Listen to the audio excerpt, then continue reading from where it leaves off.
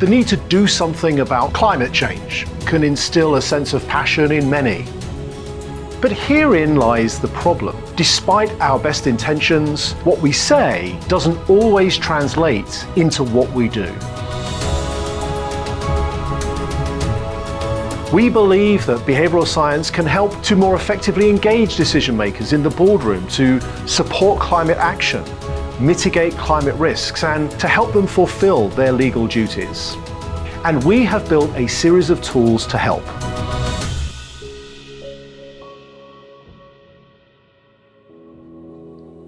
Climate change. It's a topic that can instill a sense of passion in many. Greta Thunberg's recent surprise appearance on the pyramid stage at Glastonbury and the resulting chorus of climate justice from the crowd is a good example of such passion. The need to do something about climate change is largely approved of too. When asked, people routinely show their support. Of course I care about the environment. Yes, it's absolutely our responsibility to protect the planet. These are all common replies from people when they are asked. Surely then it's not unreasonable to expect people to behave in line with their pro-environmental identities. But herein lies the problem. And it's not a problem unique to the field of climate change. Despite our best intentions, what we say doesn't always translate into what we do. We go to a cafe and forget our reusable coffee cup. We're running late, so we take the car rather than the bike or walk. We print out those lengthy documents because it makes them easier to read, and probably we don't read them anyway. These minor lapses, whilst small, can add up, especially when the change concerns not individuals, but whole organizations. When we think about how to influence and affect change, our default is to think about providing information and financial incentives. Now, on the surface, this seems logical. For years, many have assumed that if organizations have the right information to hand and a solid financial incentive, then they'll be persuaded by the case being made. But sometimes they do not. Organizations are like people, primarily because they're made up of people. And therefore, the rules that apply to influencing and affecting change in people should work for corporations too. So, what do we know about what has an impact? A growing field of research known as behavioral science provides some answers.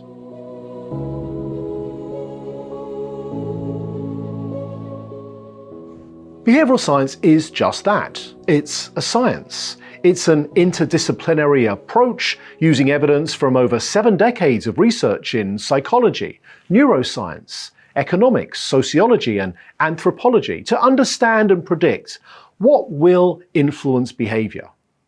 Now, what's fascinating about this burgeoning field is the common finding that most of us really aren't that good at understanding why we do the things we do and how our decisions and our behaviors are actually influenced. Here's an example. Take a look at these 4 messages designed to persuade people to use less energy at home. One focuses on the impact your behavior can have on the environment.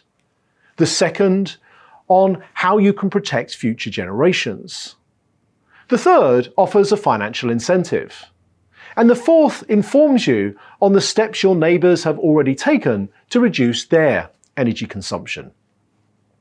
Now, if you're anything like the majority of people in the study, you might think that the environmental message will have the biggest impact. But when one of my colleagues at Influence at Work ran an experiment to test this, he found the most impactful message by far was the one that highlighted what people's neighbours were doing. We call this a message of social proof. And so, whilst financial incentives and information can be powerful tools to influence human behaviour and decision making, this study shows there are other factors at play too. In fact, behavioural science has identified a range of behavioural biases. Think of them as mental shortcuts that people use to make quick, efficient decisions. By understanding these shortcuts, we can use them effectively and ethically to change behaviour. Here's another example. Again, a climate-related one. This time, the researchers wanted to persuade people to consume less meat. So picture the scene. You're told that eating meat is bad for the environment. Is that information likely to stop you ordering meat? Well, for about 1 in 5 people, it can actually have an effect. But for the majority of people, it usually doesn't. Now imagine that the vegetarian options on a menu are changed, and instead of being called vegetarian, they are called field-grown.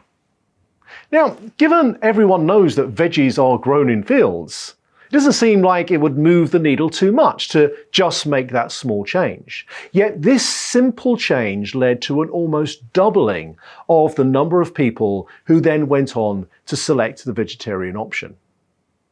Now, it's important to highlight that the behavioural science approach isn't based on mere hunches or guesses.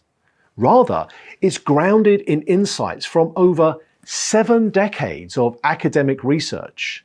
And it is this body of research that we believe can offer a wide range of valuable tools for anyone wishing to influence change in others. Not just on an individual level, but also on an institutional level, like corporations, organizations, and large investment groups. Now, you may be asking, who am I to talk about this subject? So let me introduce myself. My name is Steve Martin. I'm a faculty director of behavioral science in the Columbia Business School's Executive Education Program, and I am also the CEO of Influence at Work. And I'm part of a team of behavioral scientists who have written some of the world's best-selling books about the psychology of influence and persuasion. And me and my team, including one of our senior behavioral scientists, Eloise Copland, are delighted to be working with CCLI, applying insights from behavioral science to help increase sustainable practices worldwide. We believe that behavioral science can help to more effectively engage decision makers in the boardroom to support climate action, mitigate climate risks, and to help them fulfill their legal duties. And we have built a series of tools to help.